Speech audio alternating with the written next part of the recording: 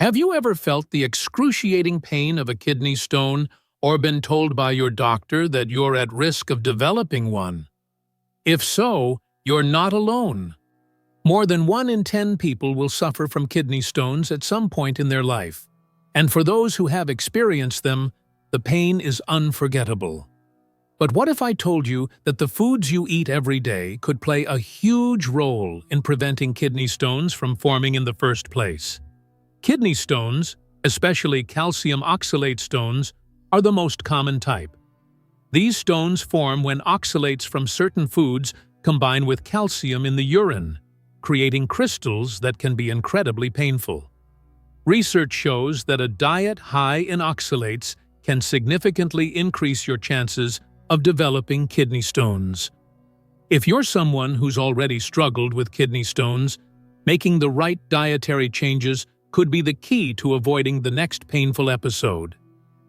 Let me tell you about Mark, a patient who has been through the ringer with kidney stones.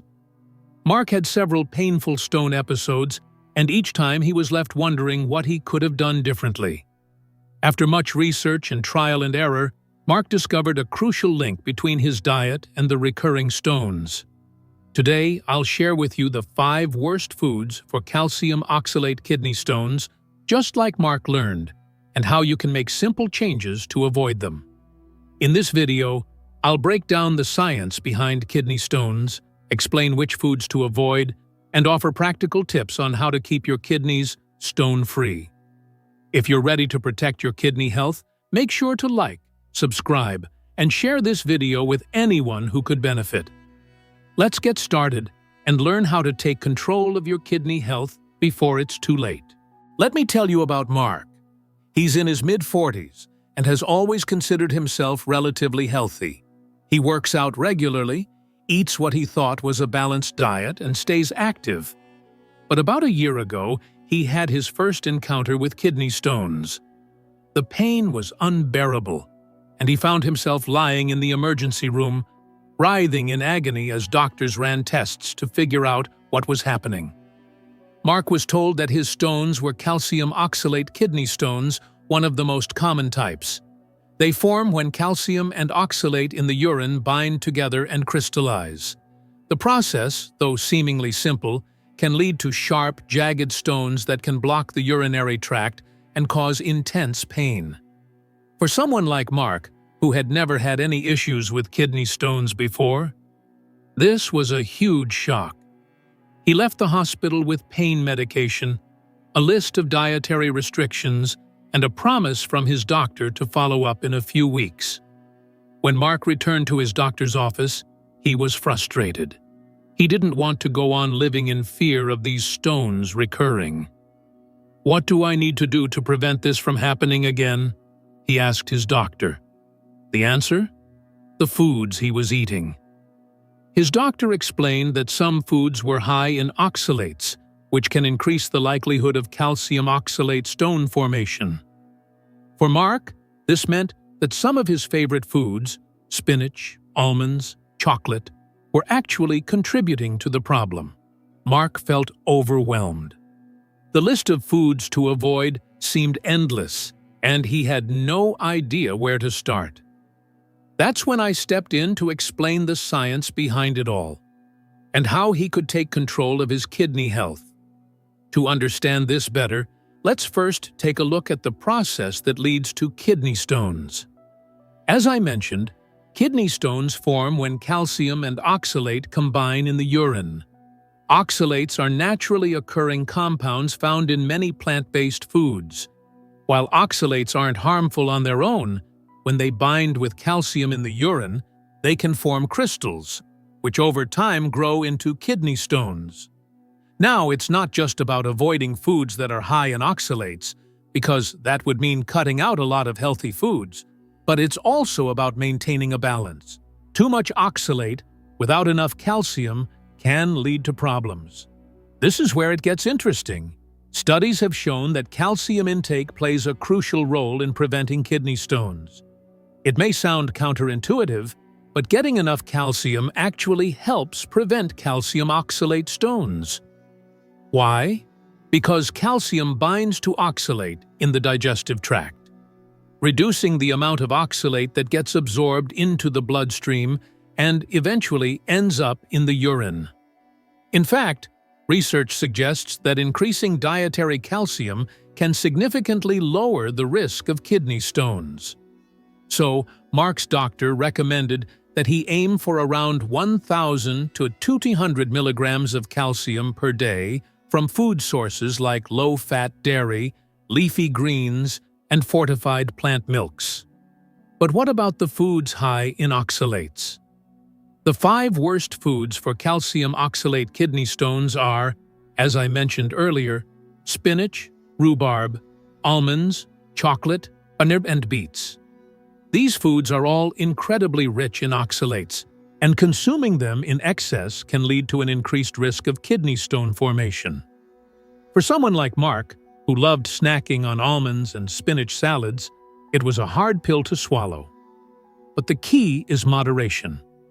You don't have to completely eliminate these foods, but it's important to be mindful of how much you're consuming. For example, a serving of spinach has more than 800 milligrams of oxalates, which is significantly higher than the recommended daily intake of 100 milligrams for someone prone to kidney stones. But what about the foods high in oxalates? The 5 worst foods for calcium oxalate kidney stones are, as I mentioned earlier, spinach, rhubarb, almonds, chocolate, and beets. These foods are all incredibly rich in oxalates, and consuming them in excess can lead to an increased risk of kidney stone formation. For someone like Mark, who loved snacking on almonds and spinach salads, it was a hard pill to swallow. But the key is moderation. You don't have to completely eliminate these foods, but it's important to be mindful of how much you're consuming. For example, a serving of spinach has more than 800 milligrams of oxalates, which is significantly higher than the recommended daily intake of 100 milligrams for someone prone to kidney stones. But let's be real, completely cutting out these foods is neither practical nor necessary. What Mark needed was a balanced approach. For instance, if he was going to eat spinach, he could pair it with a source of calcium, like a piece of cheese or a fortified plant milk. This way, he could enjoy the benefits of spinach while keeping his oxalate intake in check. Another key factor in preventing kidney stones is hydration. Water is essential for diluting the urine, which reduces the likelihood of minerals crystallizing into stones. Mark learned that he needed to drink at least 2.5 liters of fluid a day. And that doesn't just mean water. It could also be tea, coffee, or even citrus juice. Citrus is especially helpful because it contains citrates, which can bind to calcium in the urine, further preventing stone formation. Mark started adding lemon to his water, which not only made it more enjoyable to drink, but also gave his body an extra boost of citrates to help prevent stones. And then there's salt. Excessive salt intake can increase the amount of calcium excreted in the urine, making it easier for calcium to bind with the oxalates and form stones. Mark had to make a conscious effort to reduce his sodium intake, aiming for no more than 2,300 milligrams of sodium per day. This meant cutting back on processed foods, fast food, and table salt. In addition to diet, Mark's doctor recommended reducing animal protein, as too much animal-based protein can raise uric acid levels in the urine, which also contributes to kidney stone formation. Mark made a simple change by reducing his red meat intake and incorporating more plant-based proteins, like beans and lentils, into his meals. As Mark started implementing these changes, he began to feel better. His fear of kidney stones slowly faded, replaced by confidence that he was doing everything he could to protect his kidneys. He no longer had to worry about painful attacks. By adjusting his diet, increasing his fluid intake, and being mindful of his calcium oxalate levels, Mark was taking proactive steps to maintain kidney health. And it wasn't as difficult as he initially thought. It was all about balance. For anyone watching this, I encourage you to take a page from Mark's book. If you're prone to kidney stones, make small but significant changes to your diet.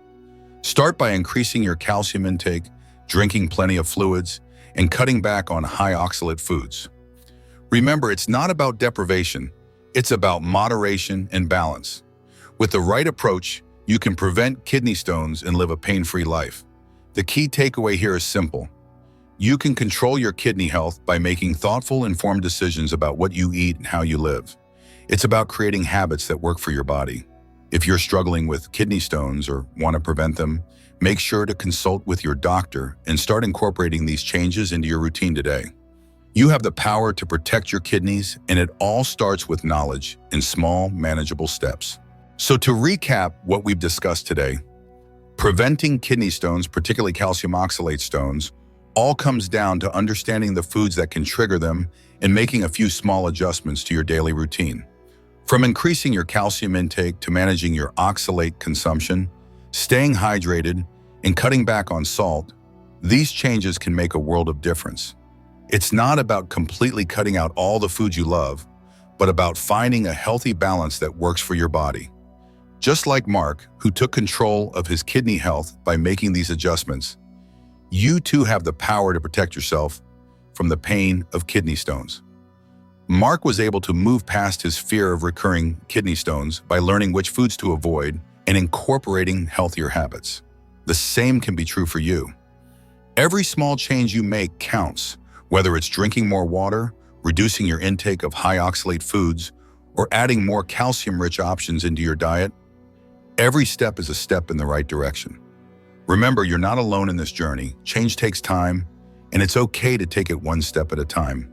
It's the small, consistent efforts that will lead to big results. You have the power to improve your health, and it's never too late to start. I want to encourage you to take action today. Start by making one small change. Maybe it's adding more water to your daily routine or cutting back on high oxalate foods. Don't overwhelm yourself. Just take it one day at a time and know that each step forward is progress. You've got this. If you found this video helpful, please like, subscribe, and share it with anyone who could benefit from this information. And leave a comment below. Tell me about the changes you're planning to make or any questions you might have. Let's create a community where we can support each other on this journey toward better kidney health. Thank you so much for watching. Let's take control of our health together and keep moving forward, one step at a time.